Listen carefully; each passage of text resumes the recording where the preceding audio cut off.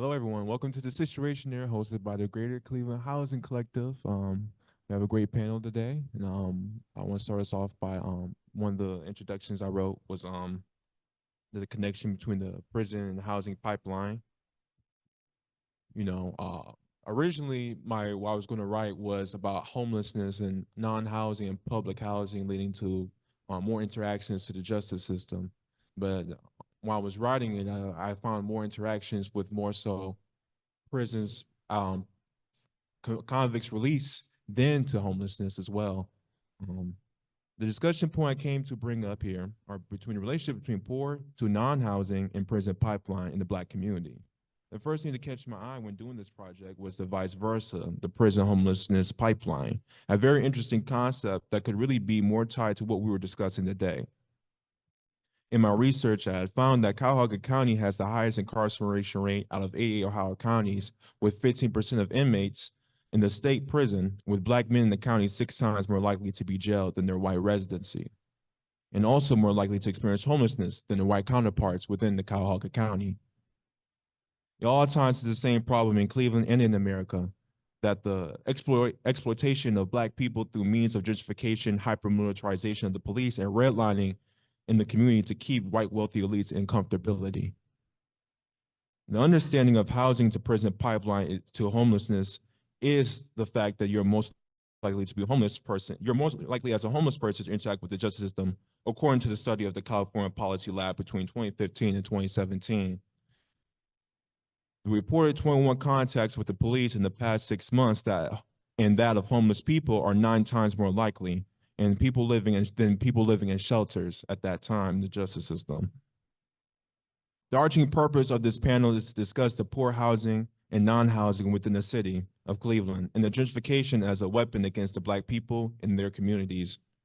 Today's panelists, we have Tonya, a former tenant of Euclid Estates with personal experience of development for profit and disruptive housing displacement. We also have Stef, through personal experience and experience at Shelter the People, to discuss foreclosure crisis in Slavic Village and how vacant land can be turned into housing opportunities. We also have Austin, a senior research associate from Fair Housing Center, to discuss how a lot of government aid is structured to maintain segregation and maintain landlord profits and not center on residency. Start off with Tonya. My bad. Hello, everyone. It's a sad story, but it's a true story. I was living at the Euclid Estates, been here for 2 years, and they have been going back and forth of selling, buying, whatever. And then when it came time for them to sell the building, of course, we had no knowledge until it was too late, and and water was shut off, and doors was being kicked in, and things were being stolen. Um, them breaking into my home took a piece of me. It took a piece of my safety. Um, it just, and then letting them know that what was going on. First of all, let me clarify 3 things. So have the guy who was the manager of the building now that they bought it knock upon your door to say, "Hey, we have granted you the money that you needed to move so we can build this place." Cool, fine. But I need you to put a lock on my door because before you got this building, they kicked in my door previously, stole my dog, stole all of my food out of my refrigerator. All I asked you for was a lock. Never happened. So he said, okay, fine. I will grant you this money and I will put a lock on your door. Well, that didn't happen.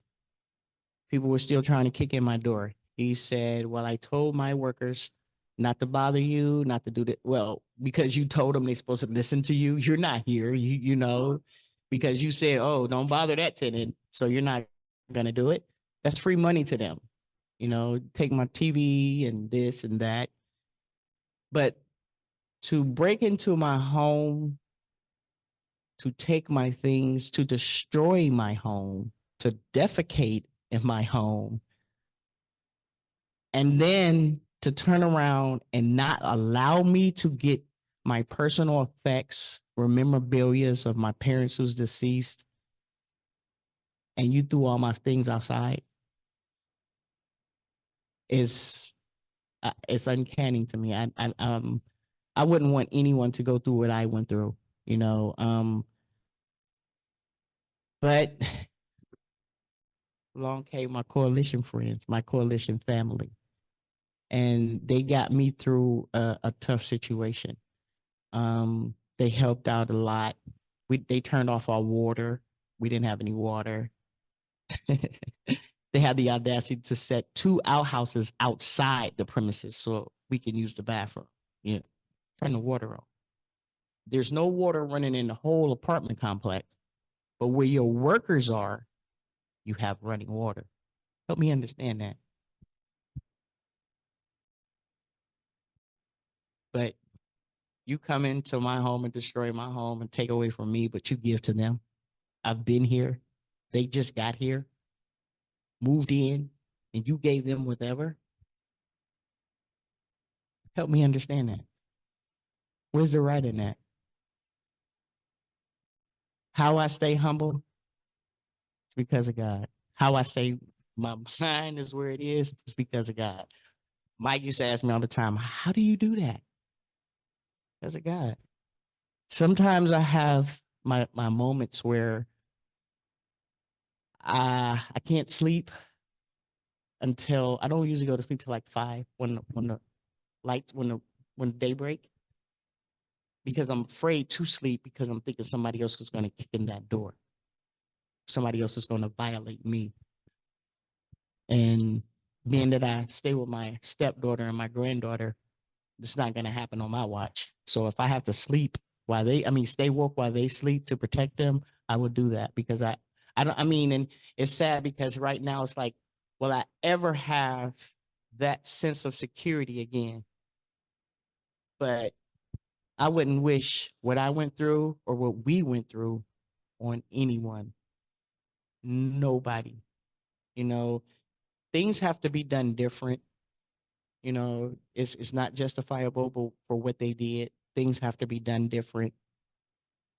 Um, like I said, the coalition helped out a lot. If it wasn't for them, I think I would have given up a long time ago. But they kept me going. Um, they kept my head up. I kept my head up. God kept my head up. And just them asking, how do you do it? And me kept saying, I'm humble because of God, you know, but things got to change. They got to start treating us better. You know, they have to start treating us better than what they do. We're not just, I wouldn't even, we're better than that. We need to be treated than that. We're human. We're people. We're not just someone you could just say, hey, here you go. But this is my point, and then I'm gonna pass the mic. To have a man who serves a God that I serve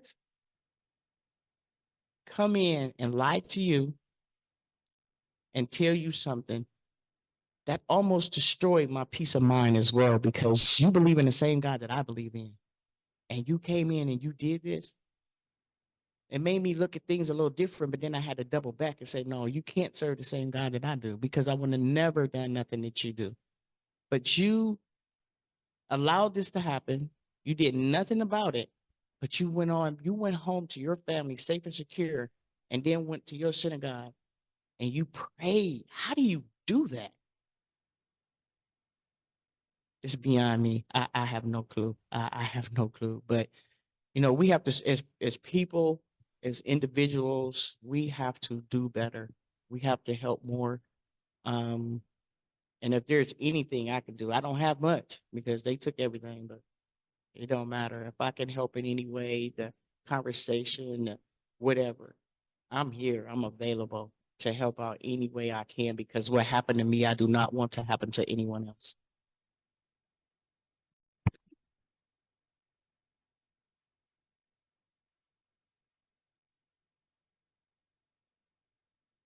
Mike, are you next? Really quick. Can everybody hear me? Sorry about that. Yeah. Excuse me? Oh, gotcha. Okay. No, that's not it. There it is. Sorry, I'm looking for this. A member of the Greater Cleveland Housing Collective wrote a paper for Case Western Reserve, the class that she was taking. It's entitled Gentrification and Urban Development as Colonial Warfare. It kind of goes through the history of specifically Huff and the displacement of Huff and also Fairfax at the hands of the Cleveland Clinic, Case, and the white residents of Little Italy. She's unable to talk today, but she did make this zine. It's incredibly informative.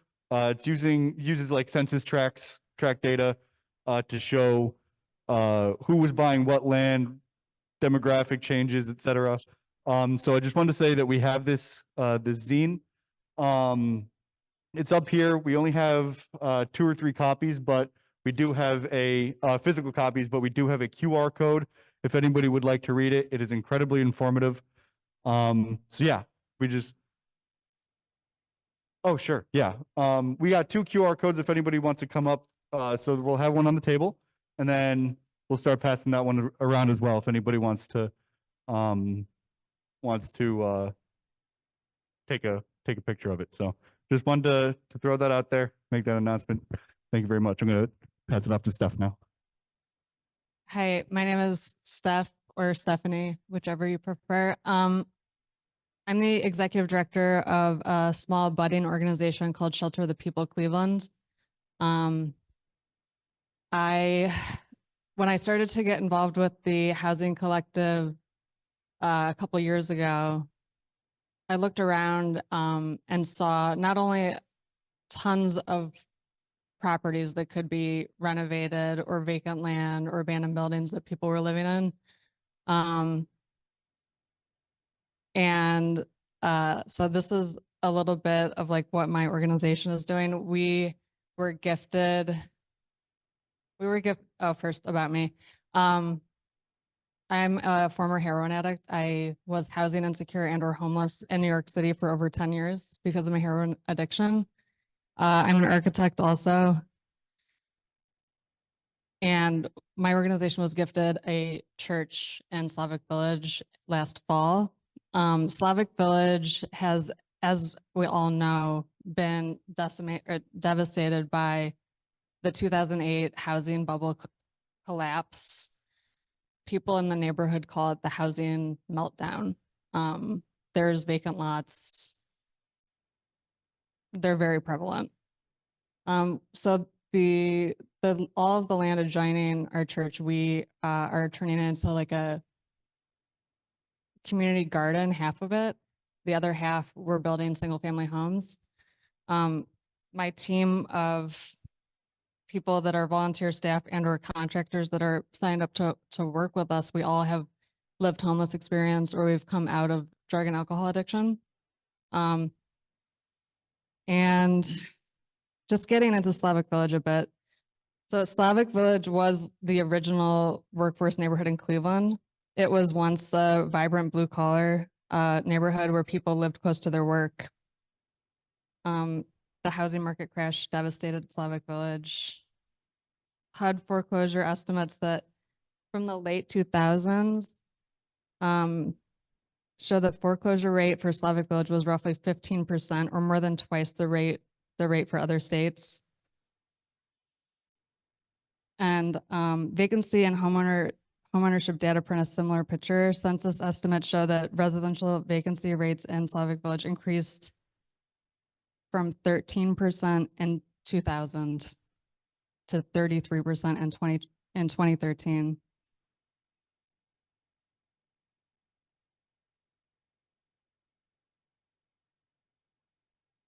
This is, just so you know, this is a really old map. This is from like 2008. Okay. Yeah, you can go to the next one. Oh, so here's some renderings of the homes that we're proposing. The city of Cleveland actually told me last week they don't want 3 homes, they want to see 6. So we're doing that.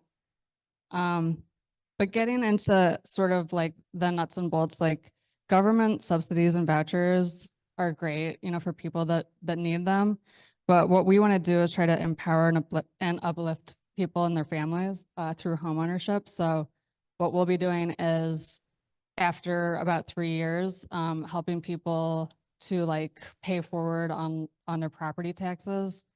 We will be turning these homes over to the people that are occupying them, to the families that are occupying them. There's no greater feeling than having a place that you can call your own after you've been homeless. Certainly homeownership is a way to also empower people and to avoid having to pay rent to like a shitty landlord. That's not going to help you and doesn't really give a fuck about you. So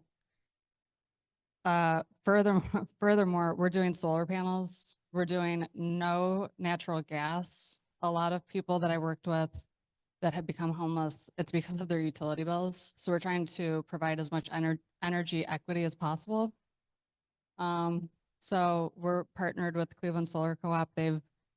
We're estimating that we'll get 75 solar panels for the project from them, which is amazing.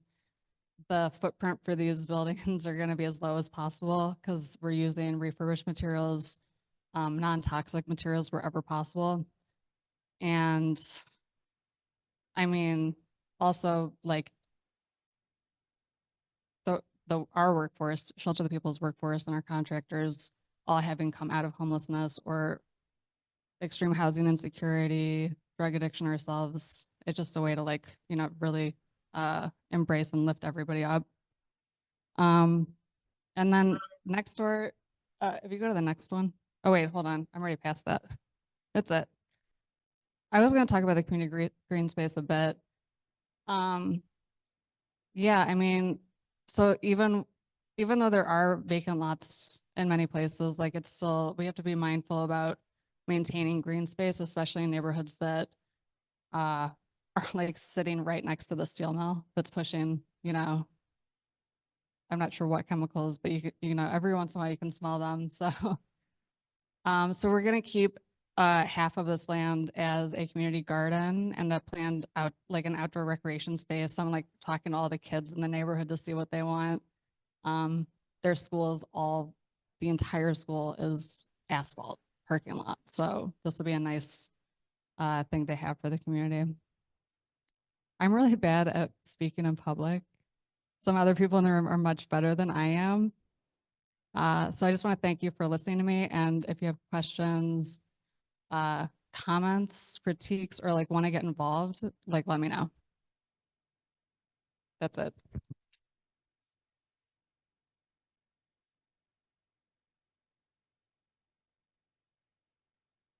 Hi, everybody. My name's Austin Cummings. I work at the Fair Housing Center as a senior research associate. First, before kind of jumping in, I want to thank the panel, every panelist here for sharing and for being invited to speak. It's really humbling.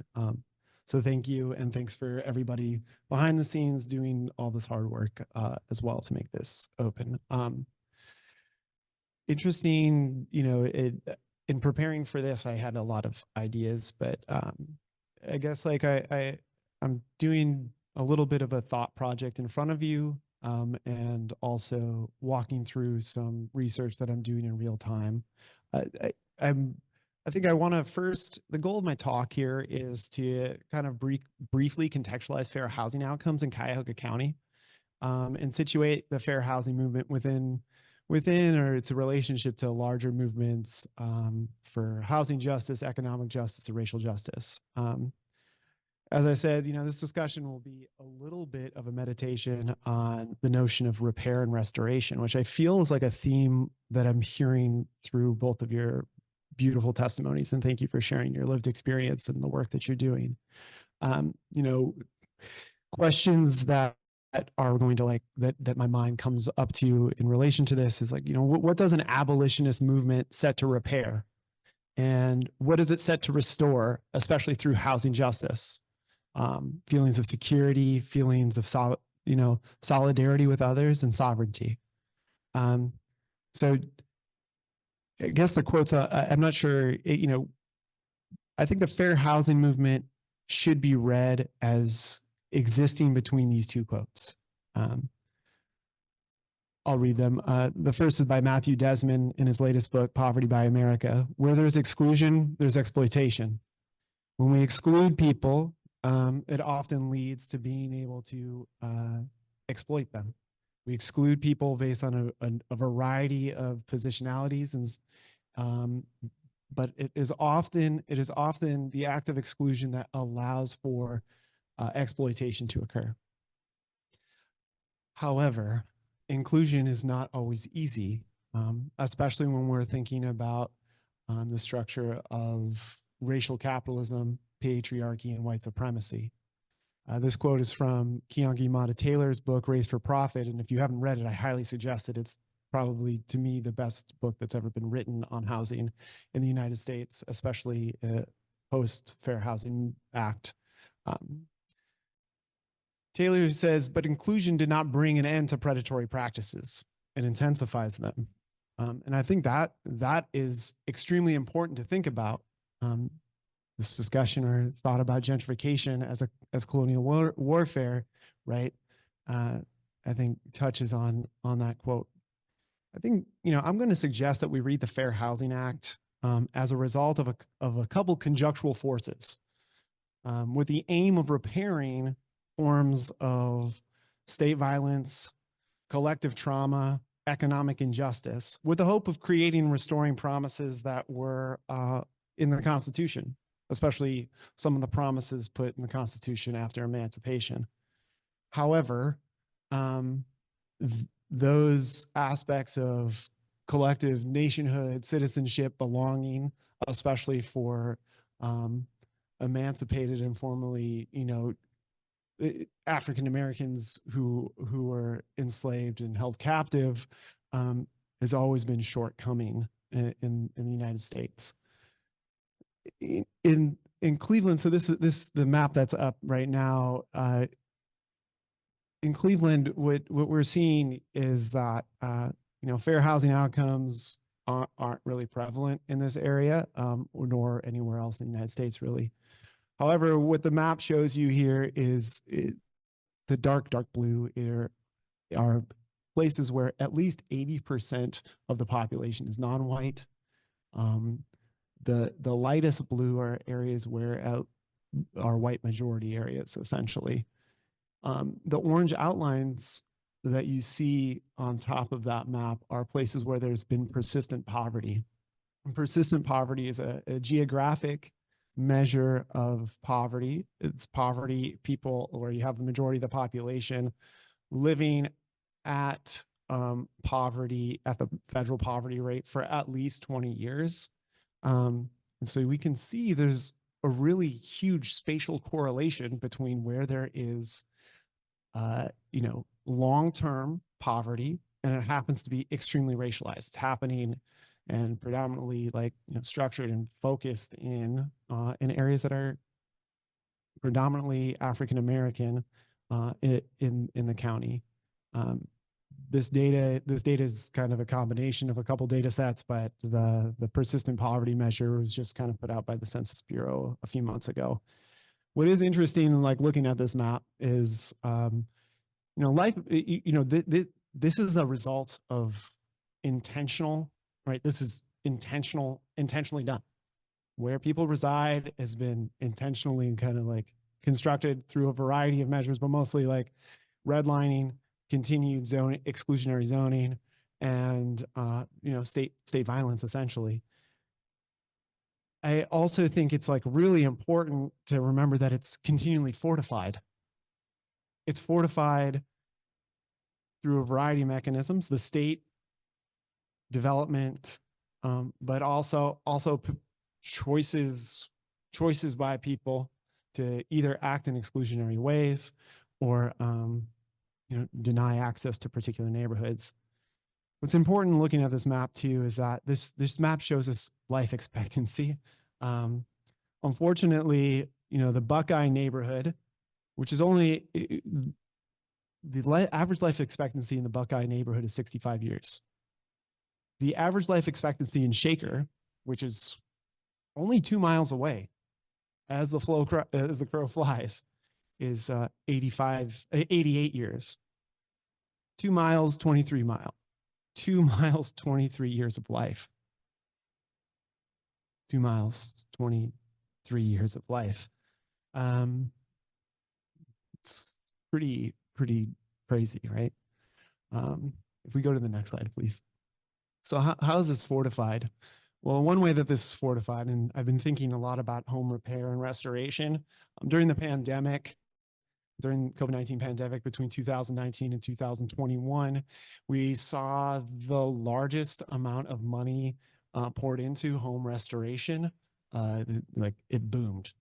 And one way that people, pay for that is by getting a loan from a bank. They're not good landlords either, by the way. Just want to put that out there. What this chart shows you is the percent of people who are, this is census tract level data. So census tract, as the census tract becomes increasingly non-white, what do we see? Well, we see the rate of denial go up exponentially. The inverse relationship is true with originations. Originations is like, oh, you go and you get approved. We see that inverse. So these neighborhoods are sort of fortified in a respect because capital flows into them. And it definitely is benefiting affluent areas and predominantly white areas and predominantly white homeowners in those areas. If we go to the next slide, please. So this basically is a map that shows the flow of capital, right? It shows the flow of capital into particular areas. And I find this map extremely sad to look at and think about because it shows us how neighborhoods are benefiting from banks and home lending. Now, this is just one sliver of understanding how inequality is fortified, racialized, and perpetuated. There's not many people who, we think about home origination, like getting loans to get into homes. Home ownership is a continuum. Not only do you have to get into a home, but you need to probably want to stay there. And unfortunately, housing conditions and homes in these formerly red line neighborhoods, they have more miles on them. They're often cut up so that as more African-American population moved into Cleveland, into different neighborhoods, they had to sustain the capacity to hold people. So those homes and even older, the housing stock is really old here compared to a lot of other West Coast cities. But homes in formerly redlined areas have more miles on them, essentially. They need more work.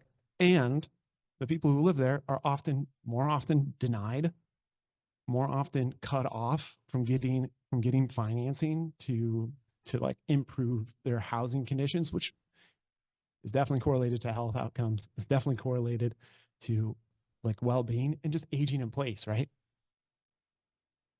Putting new windows on your home so you can make it through climate catastrophe or cut your utilities down, right? Can we go to the next slide?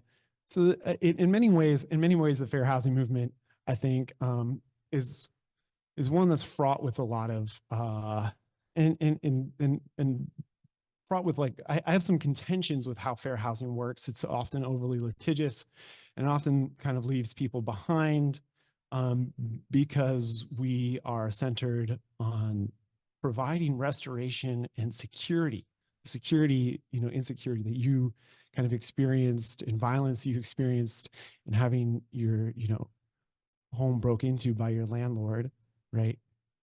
Home ownership is played out the same way through predatory practices for the African-American community. So I guess I want to leave us as thinking beyond if we're going to infuse abolitionism into the housing world, I think we need to think beyond. We need to think beyond property. We need to think beyond ownership in an individualized way. I'm just going to read this quote. This is from William C. Anderson in a really great book called The Nation on No Map, Black Anarchism and Abolition.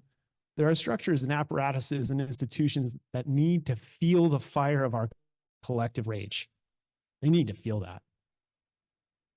But there are also boundaries drawn within us, within our ideas of who we are, that must be crossed. I think one of those notions is ownership. One of those notions is other forms of hierarchies, and that like the work that has to go on outside, that collective rage also needs to be kind of met collectively with like collective love and understanding in order to kind of hold the possibility for different worlds available. We have to think about in combination what we want to keep, right? Because there's some things that we like in work.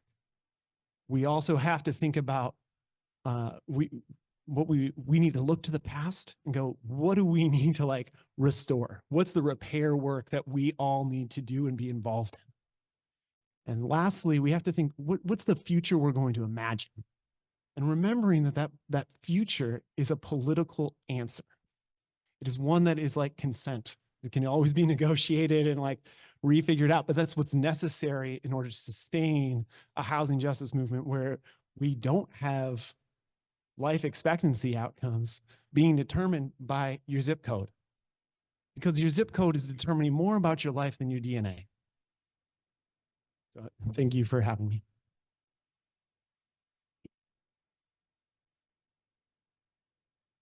Thank you to the panelists who shared some personal and real motivating topics and gave us some facts on the housing conditions in Cleveland and how we should look at housing in Cleveland as a colonizational struggle. I guess now time for Q&A. If anyone has any questions.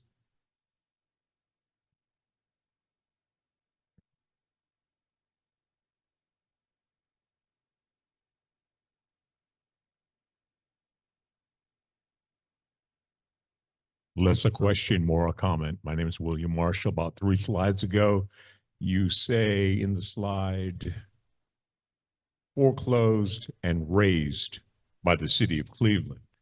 Do you mean R-A-Z-E-D as opposed to R-A-I-S-E-D?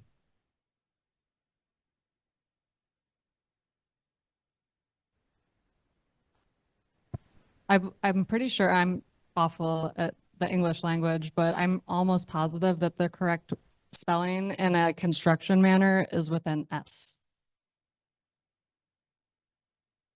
Yeah, raised means demolished. I mean, Yes, I know that, it's but it doesn't say that. It says R-A-I-S-E-D. It's supposed to R-A-Z-E-D.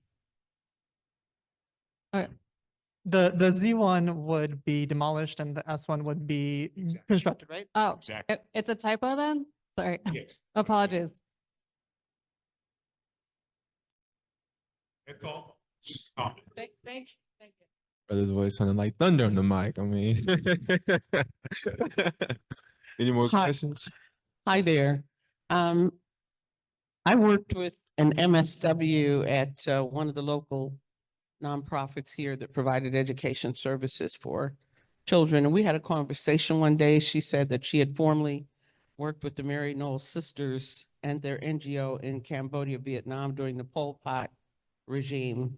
And she told me of the refugee situation that was happening over there during the Vietnam War. And she actually witnessed with her own eyes that the U.S. Army Corps of Engineers built a functional city for these hundreds of thousands of people, built a functional city for 100,000 people with housing, schools, security, city administration, hospitals, water, sanitation, and food distribution in 1 week.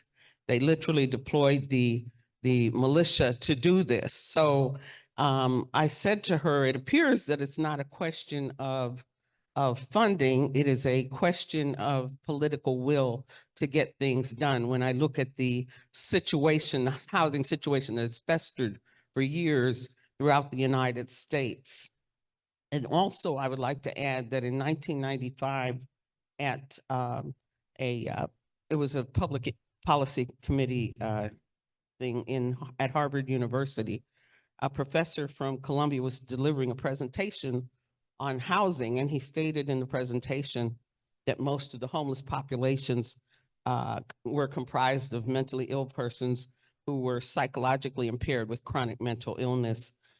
To wit, I asked the professor, I said, Professor, could psychiatric disorders and chronic mental illness also characterize members of Congress fully vested with the constitutional authority to ameliorate issues relative to homelessness, but who continue to enact policies and indices which strategically exacerbate those problems we as a society find so abhorrent because it's economically expeditious to do so as a controlled demand mechanism in conjunction with capitalist subjugation controls?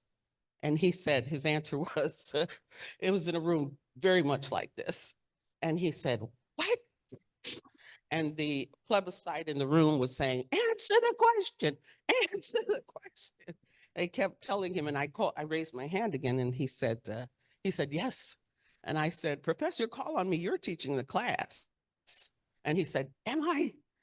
Class dismissed. He dismissed the class at that point because he knew that I knew that it was absolutely ridiculous. He showed a room, a huge cavernous 3-story room with one twin-size bed with one person sitting on it. He said, this is our current homeless situation. And this was in 1995. And as time went on, the room filled up more and more till there were nothing but beds in this room. And he said, this is where the homeless situation is going to be. So they were discussing at that time building systems of scale to institutionalize homelessness because for monetary purposes. So I just wanted to add that.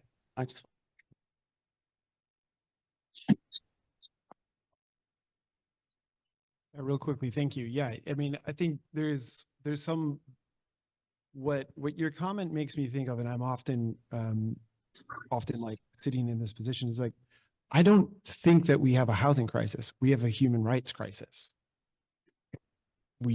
It's not a matter of housing being in crisis. It's a matter of us not wanting collectively and holding government institutions and really thinking hard about what the relationship is to the state to fund and build housing, right? Like we don't have a uniform urban development initiative that is at the federal level. It is all piecemeal getting figured out, often by localities or kind of smaller regional governments. This creates a lot of disparities, and it creates a lot of like just inefficiencies and inequity. But I firmly believe, right, that the issue is yes, do we have housing that is in disrepair? Yeah. And there's a lot of housing here that needs some really deep love, but that has to be funded by the state. And there needs to be help with both in the single family housing and multifamily. Just real quick, there are like 10,000 homeless people and individuals and families here in Cuyahoga County. Yes. We have the empty juvenile justice facility, which is located right over there on 22nd and Euclid. They could have easily retrofitted that and put dollars into that to get these families out of the cold, off the street, and out of these blizzards this past winter. And none of that happened. And we gave Mayor Bibb a listing of critical demands when he first entered office. And we were hopeful that this was at the top of the list to be addressed. Yeah, the housing, we have people who are in need, and we are unfortunately not seeing that need. We're placing profit over people continually.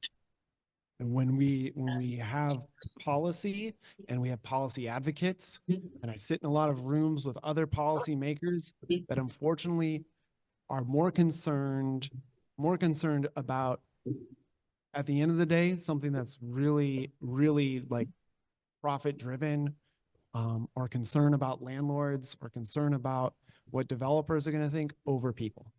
And that's unfortunate because that is, some of these people consider themselves advocates, right? And I think that's, I think, but right, right in Cleveland, there's no tenants union. There's a vacuum of power there. There's a vacuum of power. There's a vacuum of like voice.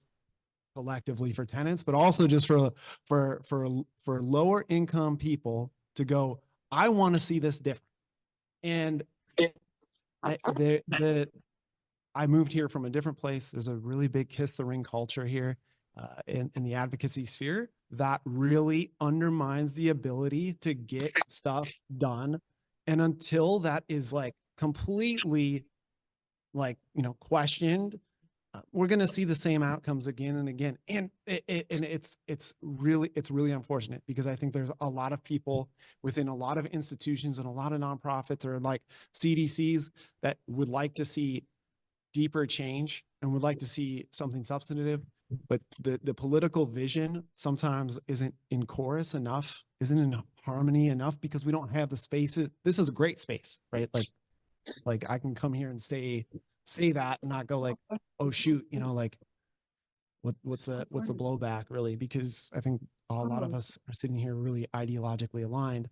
However, there needs to be more spaces, no matter what your affiliation is, whether you're like, I see myself as a socialist or more socialist oriented or more anarchist oriented, whatever. I think leftists here need to figure out how to become more in concert, work more in concert together, and also like really try to either organize people to run as candidates to get stuff done, or go, we're not going to, we're actually going to like collectively like be a force that has to be reckoned with through something like a tenants union, through something like that, in order to push development differently. Because unfortunately, right now there's a vacuum. I don't think we can necessarily rely upon a number of elected officials to do those things for us. Those things have to be figured out collectively, but I also need to like, that's something that hopefully, this conversation can spur. But it's not a housing crisis. It's a human rights crisis. It's a human rights crisis every day. Okay, real quick, we have a short question, another one here in the back, and then one online, and I saw one up front. Is that okay? We have about 4 minutes left in this Q&A. Does that order sound okay? Cool. In this world, there is no disparity to war and destroy, yet there is a disparity to create and uplift. Thank you. Thank you. I think there's actually two questions, Mike and this gentleman over here. Okay. Can I read one from online real quick? Okay. So Frankie from online asks, to the person whose house was broken into, what does justice look like to you in your own life and for other people in Cleveland? Can be about housing or in general.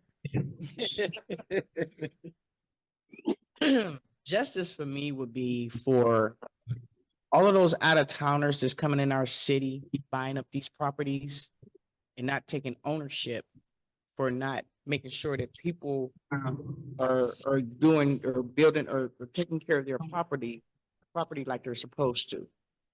That's what justice for me look like.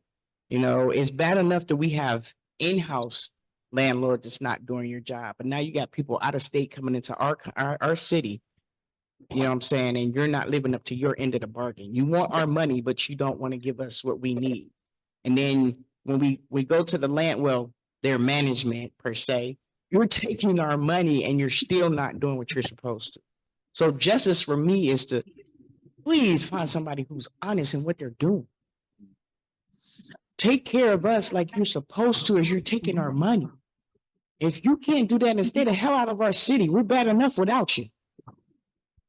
Mhm. Thank you, Tonya. I just really quickly wanted to hard second that human rights comment.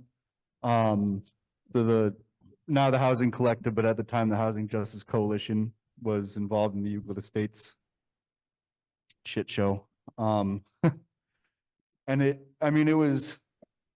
was life or death for a lot of people there. They had shut off water. There was mold. There were kids living there. It was probably, 40 people still living there when we were told that they were being kicked out illegally, threatened with eviction. I mean, you know, any other country this happens, you know, it would be called a human rights violation. And this happens on such a structural, institutional, systemic level. There's really no other way to describe it. So I think that's a really good way. I think that language should be used more moving forward, I think. So thank you for saying that. Yeah.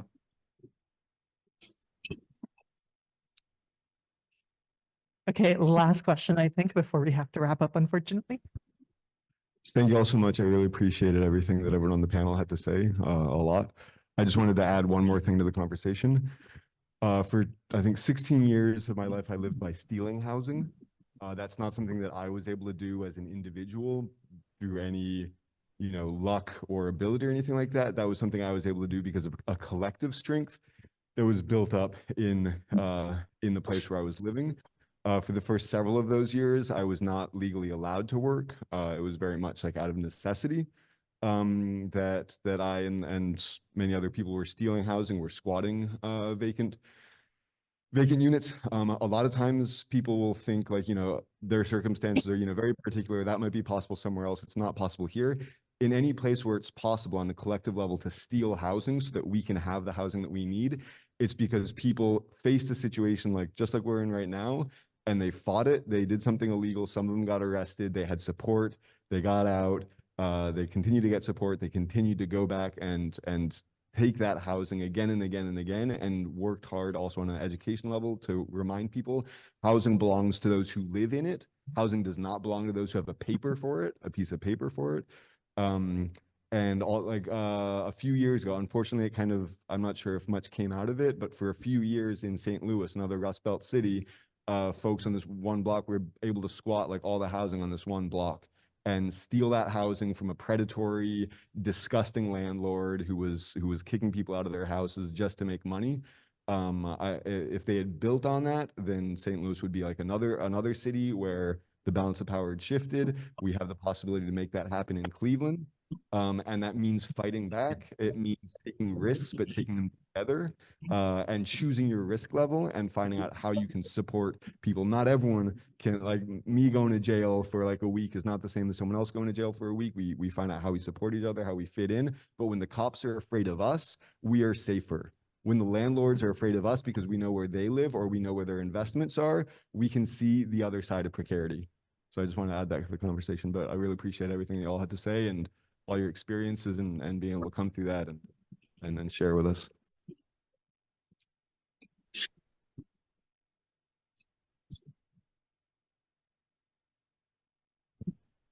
Thank you all for coming. And thank you for the panelists for speaking. Thank you for the great questions, and have a good one.